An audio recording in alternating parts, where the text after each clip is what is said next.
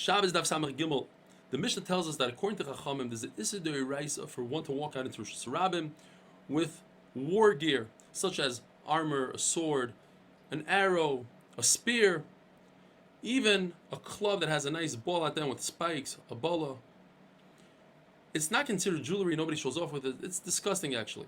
But according to Rebbe Lezer, no, people like to show off with it, and therefore it's considered jewelry. It's only awesome for the Rabbanan to go out with it. According to one Lashon of Rebbe Lezer, when Mashiach comes, we're no longer going to need these tools, and therefore nobody's going to use them as jewelry. He argues with this in this shita on Shmuel, who holds that when Mashiach comes, nothing's going to change. The only thing that's going to change is that Klal Yisrael is not going to be in Golus anymore. We're all going to be in Eretz Yisrael. We'll have a Beis Hamikdash, but there are going to be wars between the Goyim, and these tools will be necessary. According to another Lashon, though, according to Rebbe Lezer, these tools, in fact, won't be batal for Klal Yisrael, and he holds like Shmuel. In other words, he argues in Rebbe Chia. Why does Rebbe Eliezer hold that these tools are considered an adornment, a tachshet, jewelry? Because it says in the pasuk, take your sword and put it into its holster on your hip. This should be your splendor and your glory. But the Gemara says, wait a minute, the pasuk is referring to Divrei Torah. Says the Gemara, yes, it's referring to Divrei Torah, but you cannot look away from the simple meaning of the pasuk. The simple meaning of the pasuk says, take your sword, referring to a real sword. Says Rav Kahana, I was 18 years old when I finished Shas. I knew all of Shas, and I didn't know of this concept that a mikra yotzim de pshutai until I learned it now. In other words, says Rav Kahana, you have to learn all of the Torah, ligmar, v'hadr lizbar, and then only afterwards go into the depth, go into the lamdas, try to understand it deeper. But first you have to know all of Torah.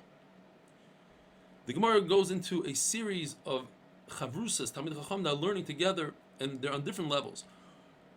Two Talmid Chachamim that sharpen each other with halacha, with Torah, so HaKadosh Baruch Hu gives them hatzlacha, and they rise to greatness. But they have to be learning lishma, and they can't be learning for gaiva. And then they'll be zaycha to Torah that was given in the right hand.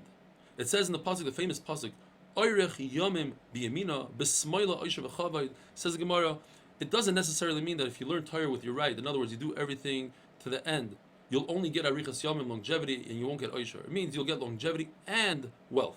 But if you learn Torah like a lefty, in other words, not complete, you don't go down into its depths, then you'll be zaycha to something, you'll be zaycha to wealth, but not to longevity.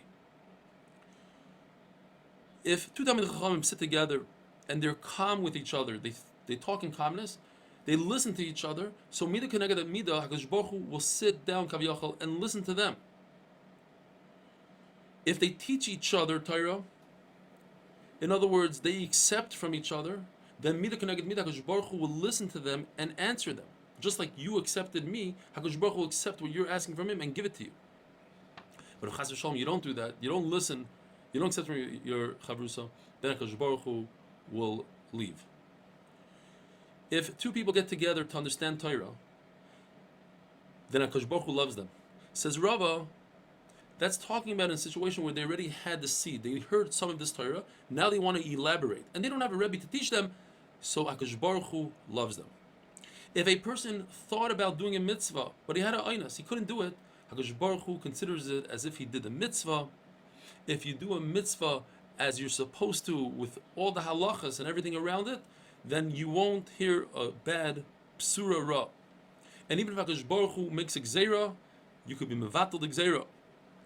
The Gemara tells us, what's better, to give a poor person a loan or to give him a gift?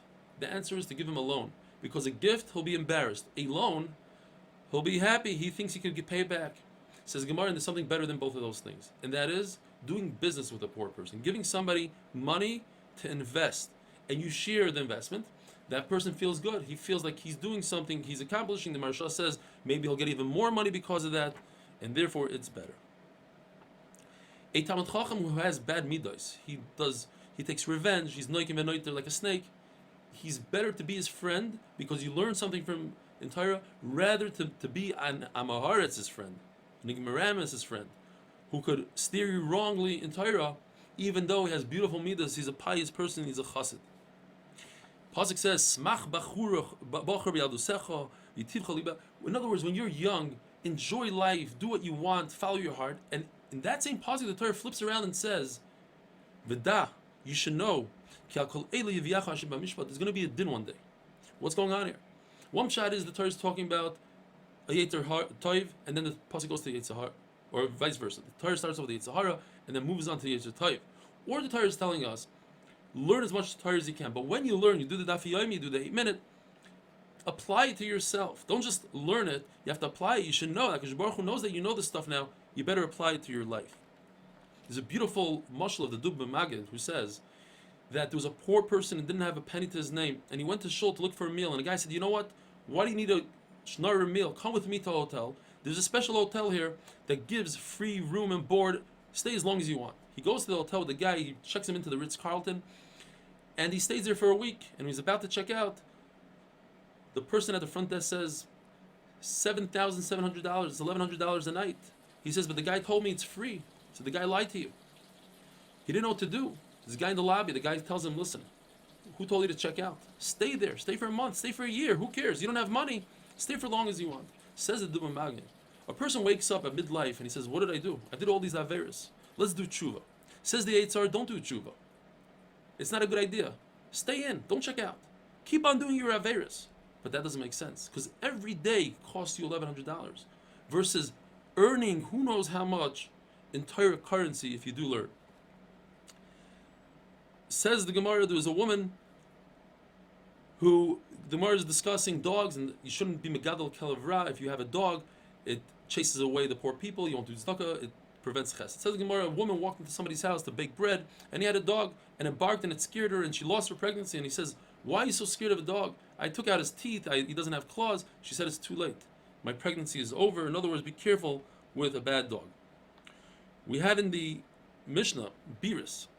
Biris is a belt that goes around the sack to make sure the sacks don't fall off. According to Ravin, a biris is on one belt, and a kavel it's two belts. And according to Ravuna, it's two belts with a chain between them.